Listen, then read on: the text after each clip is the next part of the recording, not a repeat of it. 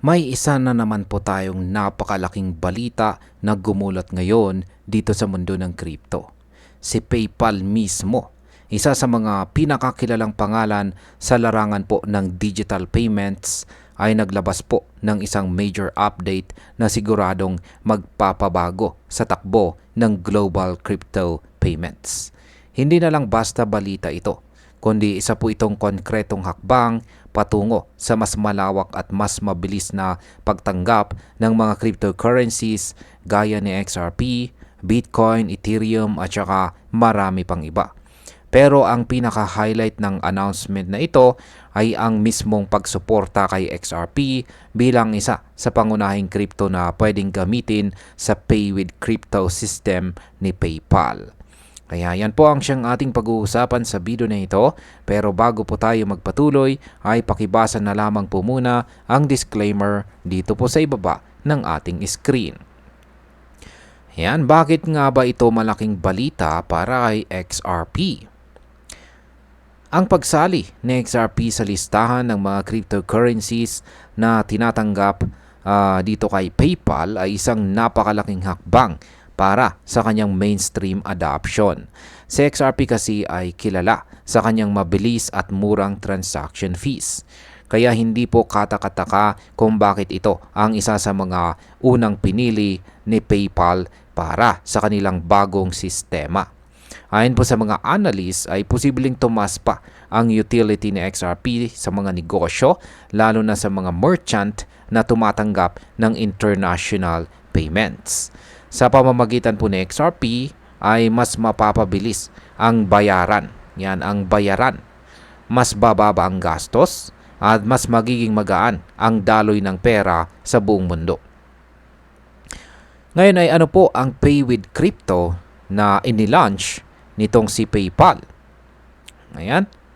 Ang bagong serbisyo na ito ay nagbibigay daan sa mga negosyante lalo na sa US para tumanggap ng mahigit 100 crypto coins bilang bayad mula sa kanilang customers. Sa pamamagitan ng isang integration lang ay pwede na po silang tumanggap ng bayad gamit si XRP, si Bitcoin, si Ethereum, si USDT at marami pang iba. Pero hindi lang yan basta pagtanggap ng crypto. Ang bayad na ito ay agad na naku-convert into fiat or stable coins. Ibig sabihin ay hindi na kailangang hintayin pa ang ilang araw na proseso sa bangko dahil halos real-time ang settlement. Ngayon ay paano naman po nakakatulong ito sa mga negosyo? Napakalaki po ng tulong nito sa mga negosyo, lalo na kung global ang kanilang operation. Una, ang transaction fee sa Pay with Crypto ay nasa 0.99% lamang. Ayan, ulitin ko, 0.99%. Ikumpara mo ito sa karaniwang credit card fees na umaabot mula 2% hanggang 5% o higit pa. Sa ganitong setup ay posible pong bumaba ng hanggang 90% ang operational cost ng mga merchant. Pangalawa, ang mga negosyong mag-iiwan po ng balance sa PYUSD o stablecoin ng PayPal ay makakatanggap pa ng 4% interest.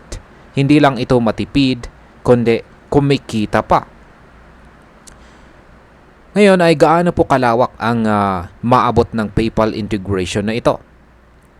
Dahil may 650 million crypto users sa buong mundo na kayang ma-access ng mga merchants sa pamamagitan ng integration na ito, sobrang laki ng magiging reach ng mga business users ni PayPal. Sa isang integration lang ay parang nabuksan ang pinto sa isang buong crypto market sa iba't ibang bahagi ng mundo. At hindi lang po yan. Bukod kay XRP ay sinusuportahan din ni PayPal ang iba pang mga major crypto gaya ni Solana, USDC, BNB at saka marami pang iba. Bukod dito ay naka-integrate na rin ito sa mga major wallets gaya ng Coinbase, Binance, MetaMask, OKX at saka Kraken. Sa madaling salita ay mas smooth ang magiging experience ng mga buyer at saka seller. Ngayon ay ano po ang papel ng PayPal World sa lahat ng ito? Isa pang development ng kasabay ng integration ni XRP ay ang bagong global initiative ng kumpanya na tinatawag na PayPal World. Layunin nito na pagsamasamahin ang 5 pinakamalalaking digital wallets sa buong mundo.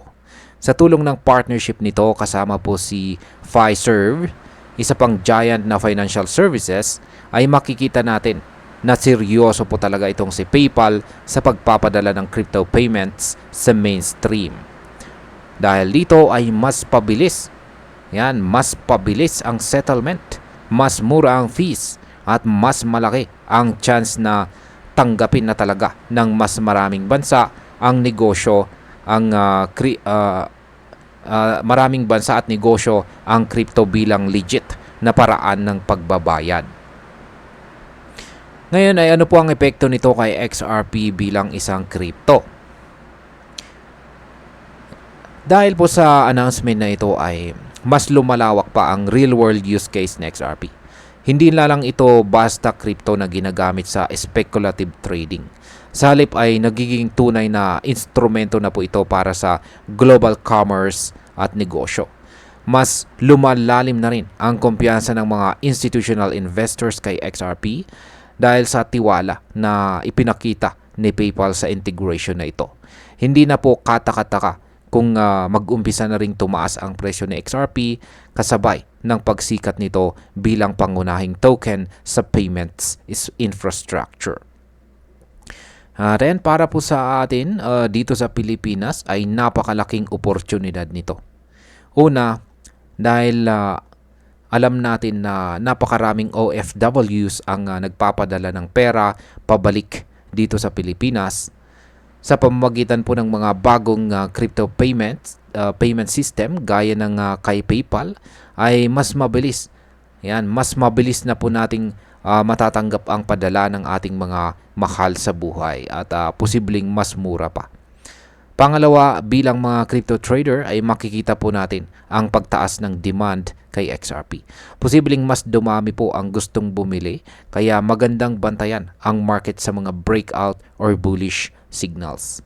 At ang pangatlo, kung ikaw po ay negosyante dito sa Pilipinas ay magandang pag-isipan po ang pag-integrate ng crypto payments sa iyong business.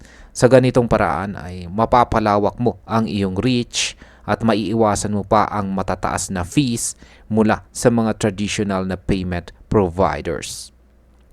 At bilang panghuli, ang balitang ito ay isa pong malinaw na senyales na papunta na po talaga ang crypto sa mainstream adoption. At si XRP na matagal nang nananahimik ay biglang bumangon at naging bida sa bagong yugto ng digital payments.